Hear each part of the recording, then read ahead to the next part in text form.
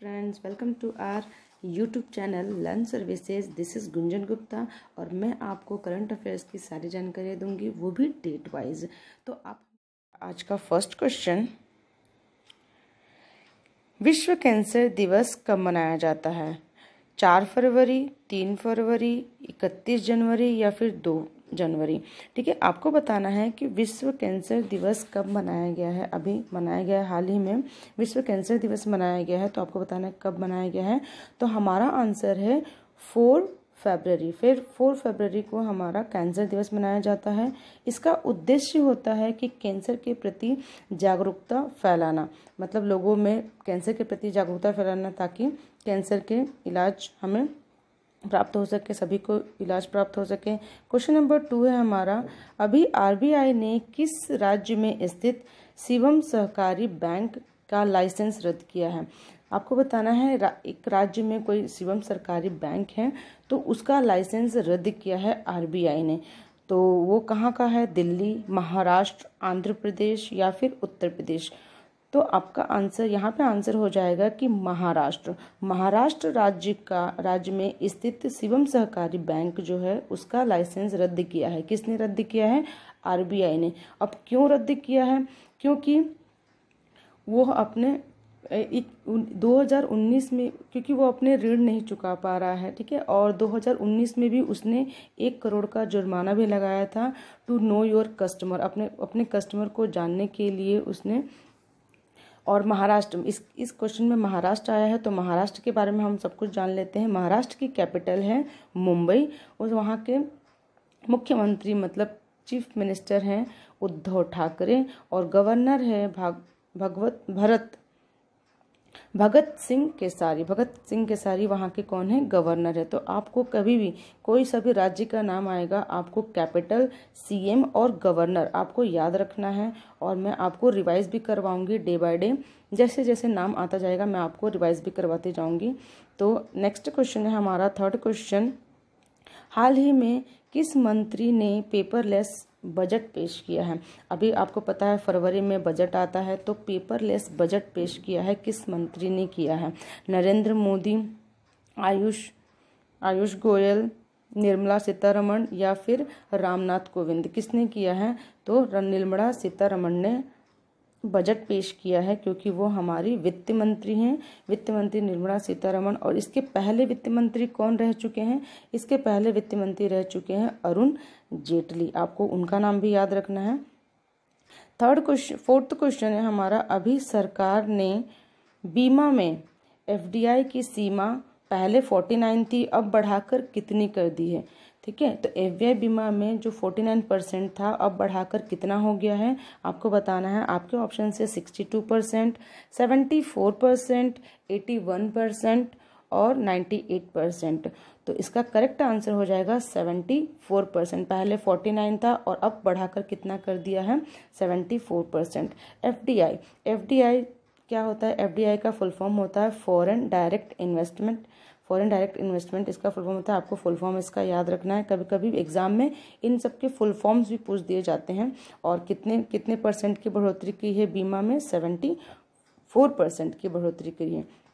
अभी कोरोना मुक्त होने वाला देश का पहला केंद्र शासित प्रदेश कौन सा है? हमारा 5th क्वेश्चन है, कोरोना से मुक्त हो गया है पूरी तरह से। तो आपके ऑप्शन से अंडमान निकोबार, चंडीगढ़, पौंडीचेरी या फिर जम्मू एंड कश्मीर। ठीक है, और ये सारे के सारे मैंने केंद्र शासित प्रदेशों के नाम ही लिखे हैं, ताकि एग्जाम में भी ऐसे ही क्वेश्चन आएगा। अगर केंद्र शासित प्रदेश है तो उसमें आपको सारे केंद्र शासित प्रदेश ही दिखेंगे। आपको ऑप्शंस मिल गए हैं, आपका इसमें आंसर होगा अंडमान एंड निकोबार। अंडमान निकोबार में पूरा कोरोना मुक्त देश का पहला हमारा केंद्र शासित प्रदेश बन गया है। अब अंडमान निकोबार आ गया, तो इसके बारे में हम जान लेते हैं। अंडमान निकोबार की जो कैपिटल होती है वो पोर्ट ब्लेयर होती है, सबको पता है। ठीक है, इसमें अंडमान निकोबार में कितने मरीज थे? 4 मरीज थे, जो कि अब पूरी तरह ठीक हो चुके हैं। और ये जो कोरोना मुक्त जो इन्होंने जो रिपोर्ट निकाली है पूरी सतर्कता और निगरानी में परिणाम निकला है। मीन्स निगरानी उन पर बार बार रखी गई है कि क्या उनका रिजल्ट आ रहा है।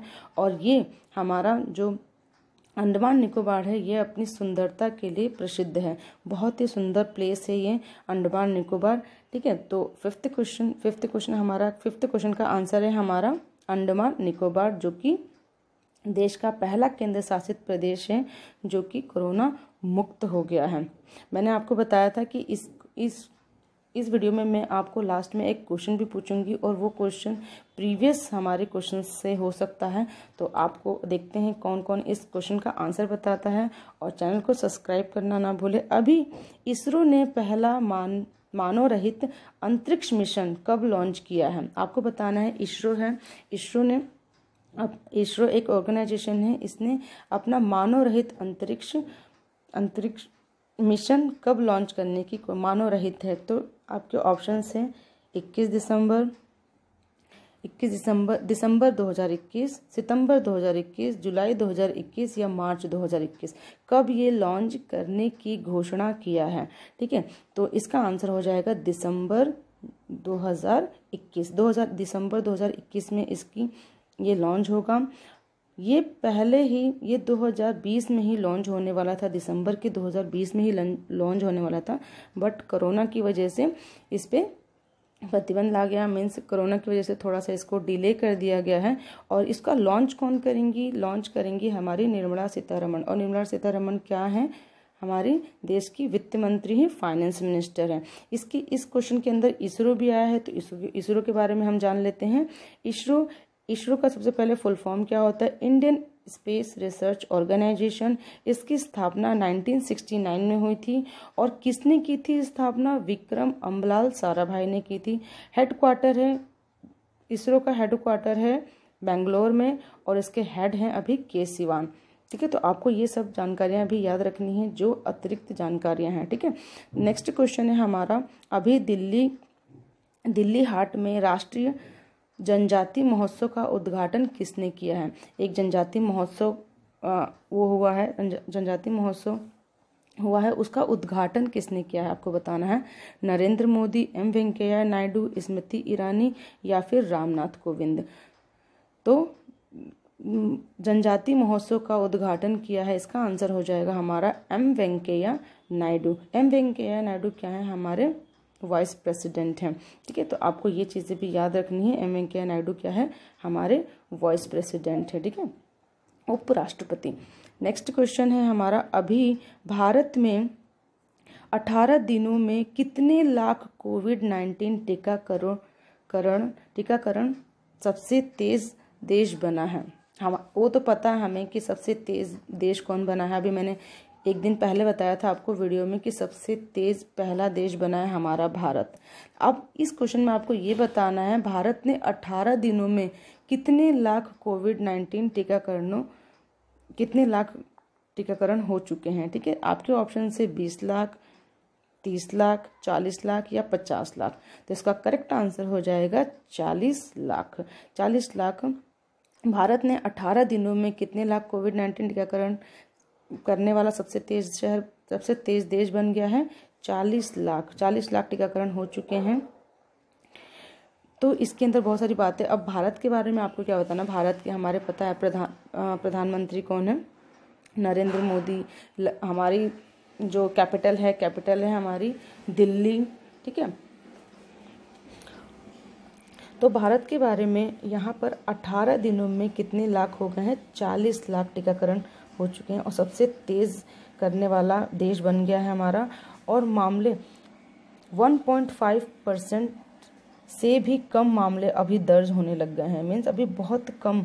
और जब ये रिपोर्ट आई थी उसके 24 घंटों में एक भी मृत्यु दर्ज नहीं हुई थी। मीन्स एक भी मृत्यु नहीं हुई थी कोरोना की वजह से। ठीक है, तो ये है एडिशनल हमारे इन्फॉर्मेशन। नेक्स्ट क्वेश्चन है हमारा, अभी ऑक्सफोर्ड लैंग्वेज ने किस हिंदी शब्द को वर्ड ऑफ द ईयर चुना है? तो ठीक है, आपको बताना है किस वर्ड को चुना है। यहाँ पे बहुत सारे वर्ड दे दिए मैंने, वैक्सीन, आत्मनिर्भरता, साक्षरता या फिर विज्ञान। तो इसका करेक्ट आंसर हो जाएगा अभी 2020 में, 21 तो अभी आया नहीं है, अभी चल रहा है 21, तो 20 में आत्मनिर्भरता को लैंग्वेज ऑक्सफोर्ड लैंग्वेज ने हिंदी का वर्ड ऑफ द ईयर चुना है। आत्मनिर्भरता 2020 का है। इसके पहले संविधान वर्ड चुना गया था जो कि ऑक्सफोर्ड यूनिवर्सिटी ने चुना था 2019 में। नारी शक्ति वर्ड चुना गया था 2018 में और आधार वर्ड चुना गया था 2017 में। आपको ये वर्ड याद रखने हैं कि कौन कौन से सन में चुने गए थे। अभी कौन सा है? अभी है हमारा आत्मनिर्भरता। इसके पहले था हमारा संविधान वर्ड चुना गया था, उसके बाद नारी शक्ति वर्ड चुना गया था, उसके पहले आधार वर्ड चुना गया था ऑक्सफोर्ड लैंग्वेज के हिंदी डिक्शनरी के द्वारा। ठीक है, नेक्स्ट है क्वेश्चन हमारा, अभी किसने बैंक के आईटी इंफ्रा के लिए एक ऑडिट कंपनी नियुक्त की है? एक कोई बैंक है जिसने ऑडिट इंफ्रा के लिए ऑडिट कंपनी एक नियुक्त की है। आपके ऑप्शन से वर्ल्ड बैंक, रिजर्व बैंक, देना बैंक या इनमें से कोई नहीं। तो इसका आंसर हो जाएगा रिजर्व बैंक, भारतीय रिजर्व बैंक। ठीक है, रिजर्व बैंक ऑफ इंडिया। अब रिजर्व बैंक ऑफ इंडिया आ गया है इस क्वेश्चन में, तो हम उसके बारे में भी जान लेते हैं। रिजर्व बैंक ऑफ इंडिया की स्थापना हुई थी 1 अप्रैल 1935 और 1935 में स्थापना हुई थी तो कोलकाता में हुई थी और बाद में इसका मुख्यालय कहाँ शिफ्ट कर दिया गया? मुंबई में शिफ्ट कर दिया। पहले इसका मुख्यालय कोलकाता में था। इसके गवर्नर अभी कौन है गवर्नर? शक्तिकांत दास अभी के हमारे रिजर्व बैंक ऑफ इंडिया के गवर्नर हैं। और ये कौन से नंबर के गवर्नर है? कभी कभी ये भी क्वेश्चन पूछ लेता है। तो ये 25 नंबर के हमारे गवर्नर है, 25वें नंबर के गवर्नर हैं। ठीक है, और इसका अभी आधार ऋण दर चल रहा है अभी 6.25% और जमा दर चल रहा है 4.00%। ठीक है, तो आपको ये चीज़ें भी याद रखनी है। कभी भी बैंक और रिजर्व बैंक के बारे में आएगा तो मैं ये 3 चीज़ें ज़रूर पूछूंगी, स्थापना, गवर्नर और मुख्यालय। स्थापना हुआ है 1 अप्रैल 1935, मुख्यालय है मुंबई में और गवर्नर कौन है? हमारे शक्तिकांत दास जी गवर्नर हैं। नेक्स्ट क्वेश्चन है हमारा, अभी किन 2 अभियानों का विलय करते हुए मिशन पोषण 2.0 की शुरुआत की गई है? 2 अभियान का विलय हुआ है मिशन पोषण 2 में। ठीक है, तो इसमें कौन कौन से होंगे? मैं ऑप्शन दे देती हूँ। पूरक पोषण कार्यक्रम, पोषण अभियान, A and B दोनों, या तो फिर इनमें से कोई नहीं। तो यहाँ पे आंसर क्या हो जाएगा हमारा? A and B दोनों। दो अभियानों को विलय कर दिया गया है, 2 अभियानों को मिला दिया गया है और जिसका नाम क्या रखा गया है? मिशन पोषण 2.0। इसमें भी पोषण आ रहा है, पूरक पोषण कार्यक्रम और पोषण अभियान दोनों आ रहे हैं। तो यहाँ पे हो जाएगा हमारा ऑप्शन सी हमारा करेक्ट होगा। तो ऑप्शन सी, पूरक पोषण कार्यक्रम और पोषण अभियान दोनों को मिला के क्या नाम दे दिया गया है? मिशन पोषण 2.0। अभी 112 जिलों में पोषण बेहतर करने की घोषणा की है। मतलब 112 जिले अभी इसमें लिए गए हैं और जिसके लिए राशि 20,105 करोड़ राशि इसके लिए आवंटित की गई है इस अभियान के लिए। नेक्स्ट क्वेश्चन है हमारा, किस राज्य में एकलव्य आदर्श आवासीय विद्यालयों को बेहतर प्रबंधक की घोषणा की गई है? आपको राज्य का नाम बताना है। वहां पर एकलव्य आदर्श आवासीय विद्यालयों को बेहतर प्रबंधक के लिए घोषणा की गई है। तो पहले आपके ऑप्शन से उत्तर प्रदेश, मध्य प्रदेश, केरल या पंजाब। तो इसका करेक्ट आंसर है हमारा केरल राज्य ने एकलव्य आदर्श आवासीय विद्यालयों को बेहतर प्रबंध के लिए घोषणा की है। मतलब उसकी बेहतरी के लिए घोषणा की है। कहाँ के? केरल राज्य की सरकार ने। तो केरल आ गया इस क्वेश्चन में, तो हम केरल के बारे में जान लेते हैं। केरल की स्थापना हुई थी 1 नवंबर। राजधानी है हमारा त्रिवंतपुरम, केरल की राजधानी है त्रिवंतपुरम और केरल के गवर्नर हैं आरिफ मोहम्मद खान और मुख्यमंत्री हैं पिनरई बेजिया। मैंने बताया है कि जब भी राज्य का नाम आएगा आपको 3 चीज़ें बतानी है, राजस्थानी, गवर्नर और मुख्यमंत्री। ठीक है, अब यहाँ पर एक बात और है कि यहाँ पे उत्तर प्रदेश, मध्य प्रदेश, केरल, पंजाब, इसमें मैंने ये ऑप्शंस इसलिए रखे हैं क्योंकि इन सब प्रदेशों का जो स्थापना दिवस है वो 1 नवंबर को ही मनाया जाता है। केरल का स्थापना दिवस तो 1 नवंबर को ही है। मध्य प्रदेश का स्थापना दिवस भी 1 नवंबर को मनाया जाता है। इसके अलावा छत्तीसगढ़ है, उसका भी स्थापना दिवस 1 नवंबर को ही मनाया जाता है। ठीक है, और पंजाब है, उसका भी स्थापना दिवस 1 नवंबर को ही मनाया जाता है। तो यहाँ पे आपको याद रखना है केरल के बारे में, उसकी स्थापना दिवस और उसके मंत्री। और इसने क्या स्टार्ट किया है, एकलव्य आदर्श आवासीय विद्यालयों को बेहतर प्रबंधक के लिए घोषणा की है। नेक्स्ट क्वेश्चन है हमारा, अभी आर्मी डेंटल कॉर्प्स ने कौन सा स्थापना दिवस मनाया है। अभी आर्मी डेंटल कॉर्प्स ने स्थापना दिवस अपना मनाया है, लेकिन हमें बताना है कि कौन सा स्थापना दिवस था।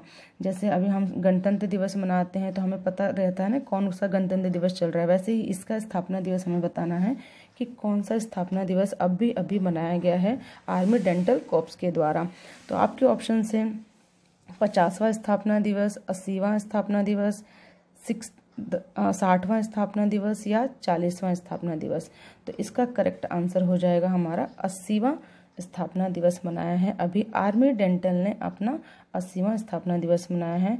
4 फरवरी को सेलिब्रेट किया था और इसका जो गठन हुआ था वो कब हुआ था, 1941 में इसका गठन हुआ था। तभी तो 80 वर्ष हो गए स्थापना के इसके। ठीक है, तो आपको याद रखना है आर्मी डेंटल ने कॉर्प्स अपना 80वां स्थापना दिवस मनाया था, 1 फरवरी को मनाया था, सेलिब्रेट किया था। 1 फरवरी को होता है आर्मी डेंटल कॉर्प्स डे। ठीक है, नेक्स्ट क्वेश्चन है हमारा, किस मंत्रालय ने नारी शक्ति 2020 पुरस्कार के नामांकन की तिथि आगे बढ़ाकर 6 फरवरी कर दी है। ठीक है, यहाँ पे आपको बताना है कौन सा मंत्रालय ऐसा है जिसने नारी शक्ति एक पुरस्कार होता है। ठीक है, उसके लिए नामांकन करना होता है, जिसमें पुरस्कार जिसको पुरस्कार देने होते हैं उन्हें नामांकन करना होता है। तो नामांकन की तिथि जो है वो आगे बढ़ा दी गई है, 6 फरवरी कर दी गई है। ठीक है, तो आपके ऑप्शन से कौन सा मंत्रालय है, तो आपको बताना है महिला एवं बाल विकास मंत्रालय या फिर वित्त मंत्रालय या है कपड़ा मंत्रालय या फिर है हमारा रेल मंत्रालय। तो इसका ऑप्शन हो जाएगा हमारा महिला एवं बाल, इसका आंसर हो जाएगा महिला एवं बाल विकास मंत्रालय। महिला एवं बाल विकास मंत्रालय के बारे में भी हम थोड़ा सा जान लेते हैं। सबसे पहले जानते हैं हम इनकी मंत्री कौन है, मतलब हमारे जो मंत्री हैं इस मंत्रालय की मंत्री कौन है। महिला एवं बाल विकास मंत्रालय की स्मृति ईरानी यहाँ की इसकी मंत्री हैं। सबसे पहले उद्देश्य हमेशा पूछा जाता है कि महिला एवं बाल विकास मंत्रालय का उद्देश्य क्या है, तो इसका उद्देश्य होता है महिलाओं और बच्चों के शारीरिक और मानसिक विकास के लिए योजना बनाई जाती है इसके अंदर। और गठन कब हुआ था, 1985 में इसका गठन हुआ था। अब देखिए यहाँ पे 8 मार्च 2020 को देना था, लेकिन फिर कोरोना की वजह से इसको और पोस्टपोन कर दिया गया है और अब 6 फरवरी को दिया जाएगा। ठीक है, और अंतर्राष्ट्रीय महिला दिवस हमारा होता है 8 मार्च को। तो अब 8 मार्च को पहले देना था, 2020 में ही देना था, लेकिन अब 2021 में होगा और वो भी 6 मार्च को दिया जाएगा। ठीक है, तो ये थी हमारी एडिशनल्स कुछ इन्फॉर्मेशन, इनको भी आपको याद रखनी है। नेक्स्ट क्वेश्चन है हमारा, अभी किस देश की सेना ने 1 साल के लिए आपातकाल की घोषणा की है। कोई देश है जिसकी सेना ने क्या किया है, 1 साल के लिए आपातकाल की घोषणा की है, मतलब 1 साल और इमरजेंसी में रहेगा। ठीक है, तो आपके ऑप्शन है जापान, म्यांमार, पाकिस्तान या फिर श्रीलंका। ठीक है, तो इसका हमारा करेक्ट आंसर हो जाएगा म्यांमार देश की सेना ने 1 और साल के लिए आपातकाल की घोषणा की है। ठीक है, अब हम थोड़ा सा म्यांमार आ गया है, म्यांमार एक देश है तो हम इसके बारे में जान लेते हैं। सबसे पहले म्यांमार का पुराना नाम है वर्मा। तो आपको कभी कभी ये भी पूछ लेता है कि वर्मा किसका नाम है, तो वो म्यांमार का पुराना नाम है। इस जो सेना इसके काउंसलर है आंग सांग सू ने ही ये घोषणा की है कि आपातकाल की घोषणा की है 1 साल के लिए, ठीक है। अब म्यांमार की कैपिटल है नेपिटो, आपको याद रखना है म्यांमार की कैपिटल है नेपिटो, यहाँ के प्रेसिडेंट है विन मिंट और करेंसी है वर्मिस क्याट। अब देखो वर्मिस क्याट इसलिए है क्योंकि इसका पुराना नाम क्या है वर्मा, तो वर्मा से हो गया वर्मिस क्याट, ठीक है। तो आपको ऐसे याद रखना है प्रेसिडेंट विन मिंट और कैपिटल क्या है नेपिटो, ठीक है। तो यहाँ पे म्यांमार का जिक्र हुआ इसलिए मैंने म्यांमार के बारे में आपको बता दिया। और कभी भी कोई भी अगर राज्य या देश का नाम आता है तो आपको चीज़ें याद रखनी है, कौन कौन सी, राजधानी, अगर राज्य आएगा तो राजधानी, चीफ मिनिस्टर और गवर्नर, 3 चीज़ें याद रखनी है। और अगर देश आएगा तो करेंसी सबसे पहले, उसके बाद प्रेसिडेंट और उसके बाद है हमारा कैपिटल याद रखना है आपको, ठीक है। नेक्स्ट क्वेश्चन है हमारा, अभी भारत के पड़ोसी देश ने 4 फरवरी को अपना स्वतंत्र दिवस मनाया है। तो भारत के किस पड़ोसी देश ने, हमारे बहुत सारे पड़ोसी देश है, भारत के बहुत सारे पड़ोसी देश हैं, तो आपको बताना है कौन से पड़ोसी देश ने 4 फरवरी को अपना स्वतंत्र दिवस मनाया है। हमारा स्वतंत्र दिवस 15 अगस्त को होता है। और यहाँ पे भारत के पड़ोसी देश के बारे में तो आपके पास ऑप्शंस हैं चीन, श्रीलंका, नेपाल या म्यांमार, ठीक है। तो यहाँ पे आपका आंसर हो जाएगा श्रीलंका। श्रीलंका जो है, श्रीलंका ने अपना स्वतंत्रता दिवस मनाया है कितने तारीख को, 4 फरवरी को। और ये कौन सा स्वतंत्रता दिवस है इसका, 73 स्वतंत्रता दिवस है इसका। तो आपको ये भी याद रखना है कि कौन सा नंबर का मनाया है और कब मनाया है। तो कौन से नंबर का मनाया है स्वतंत्रता दिवस, 73वां नंबर का मनाया है, मतलब 73वां, है ना। और 4 फरवरी को ही मनाया है, ठीक है। नेक्स्ट क्वेश्चन है हमारा, अच्छा श्रीलंका ने बनाया है, तो आपको यहाँ पर श्रीलंका के, मैंने यहाँ पे श्रीलंका का कैपिटल करेंसी नहीं लिखा है क्योंकि आपको बताना है कमेंट बॉक्स में इस क्वेश्चन का आंसर, ठीक है। ढूंढो और बताओ, ठीक है। अब आपके लिए एक क्वेश्चन है, मैं यहाँ पे हमारा क्वेश्चंस कंप्लीट हो गए हैं। आपके लिए मैं एक क्वेश्चन लाई हूँ जिसका आंसर आपको कमेंट बॉक्स में देना है। तो आपका क्वेश्चन है, अभी गणतंत्र दिवस परेड में स्वराज्य की झांकी ने अपना किस राज्य की झांकी ने पहला पुरस्कार जीता है, ठीक है। आपको बताना गणतंत्र दिवस के परेड में किस राज्य ने पुरस्कार जीता है। तो आपके ऑप्शन है उत्तराखंड, उत्तर प्रदेश, त्रिपुरा या फिर केरल। इसका आंसर आपको नहीं मिलेगा क्योंकि इसका आंसर आपको कमेंट बॉक्स में बताना है। ये हमारे पुराने क्वेश्चंस होते हैं, हमेशा एक क्वेश्चन मैं ऐसा पूछूंगी जो इसके हमारे पुराने 1-2 दिन के वीडियो में मिल जाएगा आपको, अगर आप देखेंगे तो ध्यान से। इसलिए मैं बोलती हूँ कि ध्यान से आप पढ़ा करो, चीज़ों को याद किया करो और चीज़ों को मेरे साथ रोज़ रिवाइज किया करो। रिवाइज करने से क्या होगा, आपको चीज़ें याद रहेंगी, ठीक है। तो ये था हमारा आज का वीडियो। Thank you friends.